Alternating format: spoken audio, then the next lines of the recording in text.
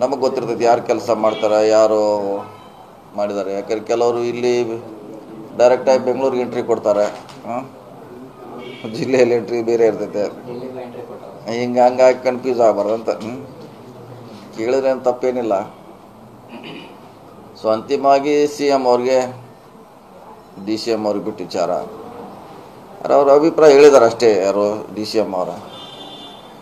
So ಅದು ಪರಿಗಣಿಸೋದು ಬಿಡೋದು ಅವ್ರಿಗೆ ಬಿಟ್ಟಂಥ ವಿಚಾರ. ಅಂತಿಮವಾಗಿ ನಿರ್ಣಯ CM ಅವ್ರದ್ದು, DCM ಅವ್ರದ್ದು.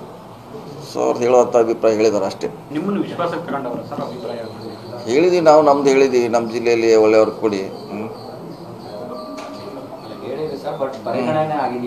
ಯಾವುದ್ರೆ ಪರಿಗಣತೆ ಹೇಳಿದ ಲಿಸ್ಟ್ ಕೊಟ್ಟಿದ್ದೀವಿ. ಅದ್ರಾಗ ಯಾವುದಾಗಿದೆ ಯಾವುದೇ ನಮಗೆ ಗೊತ್ತಿನ್ನು ರಿಲೀಸ್ ಆದ್ಮೇಲೆ ಗೊತ್ತಾಗೋದು. ಲಿಸ್ಟ್ ಅಂತ ಕೊಟ್ಟಿದ್ದೀವಿ. ಇನ್ನು ಮಾಡಿದ ಮ್ಯಾಗ ಅದ್ರಾಗ ಯಾವುದಾಗಿದೆಯಲ್ಲ ಅಂತ ಅವಾಗ ಗೊತ್ತಾಗೋದು. ಸೊ ಅಲ್ಲಿವ್ರಿಗೆ ಹೆಂಗೆ ಹೇಳಿಕ್ಕಾಗೋದು. ನಿಮ್ಮ ಇಲಾಖೆ ವ್ಯಾಪ್ತಿಗಳಲ್ಲಿ ಇರುವಂತಹ ನಿಗಮ ಮಂಡಳಿ ವಿಚಾರವಾಗಿ ಸಚಿವರೆಲ್ಲರೂ ಕೂಡ ಒಂದು ಪರಸ್ಪರ ಚರ್ಚೆ ಮಾಡಿದ್ದಾರೆ. ಜಗದೀಶ್ ಚಿಯಾ ಬೆಳೆದು ಕ್ವಿಂಟಾಲ್ಗೆ 30,000 ಆದಾಯ ಗಳಿಸ್ತಿದ್ದಾರೆ. ನೀವು ಕೂಡ ಅವರಿಂದ ಕಲಿಬೇಕಾ?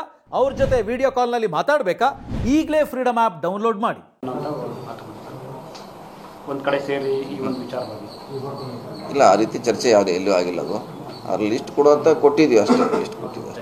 ಪರಮೇಶ್ವರ್ ಹೇಳಿ CM DCM ವಿವೇಚನೆಗೆ ಬಿಟ್ಟಿದ್ರೆ ಅವರೆಲ್ಲರೂ ಅಭಿಪ್ರಾಯ ತಗೊಂಡು ಮಾಡ್ತಾ ಇದ್ರು. ಜನರಲ್ ಸೆಕ್ರೆಟರಿ ಅವರೇ ಇಂಟರ್ಫಿಯರ್ ಆಗಿ ಮಾಡ್ತಾ ಇದ್ದಾರೆ. ಇಲ್ಲ, ಅದು ಆ ವಿಚಾರ ನಮ್ಗೆ ಗೊತ್ತಿಲ್ಲ. ಅದು ಅವ್ರಿಗೆ ಗೊತ್ತಿದ್ದ ವಿಚಾರ. ನಮ್ದಿಷ್ಟೇ ನಮ್ಮ ಜಿಲ್ಲೆಗೆ ನಮ್ಮವ್ರನ್ನ ಕೇಳಿ ಮಾಡಿ ತಿಳಿದ್ವಿ, ಲಿಸ್ಟು ಕೊಟ್ಟಿದ್ದೀವಿ. ಅದು ಲಿಸ್ಟ್ ಹೊರಗೆ ಬಂದ ಮೇಲೆ ಗೊತ್ತಾಗೋದು ಯಾವುದು ಏನಂತ. ಇಲ್ಲ, ನಾವು ಅಧ್ಯಕ್ಷ ಭೇಟಿಗಿಲ್ಲ.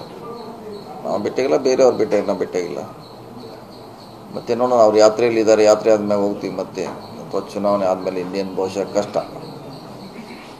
ಯಾಕಂದ್ರೆ ಇನ್ನೇನಿದ್ರು ನಮ್ಮ ಗುರಿ ಚುನಾವಣೆ ಒಂದೇ. ಇನ್ನು ನಿಗಮ ಮಂಡಳಿ ಆಯಿತು, DCM ಆಯಿತು, ಇದೆಲ್ಲ ಮ್ಯಾಟ್ರ್ ಕ್ಲೋಸ್. ಇದು ಇಲ್ಲ ಈಗೇನು ಜೀವಂತ ಇಲ್ಲ. ಈ ಚುನಾವಣೆ ಆದ್ಮೇಲೆ ನೋಡೋಣ.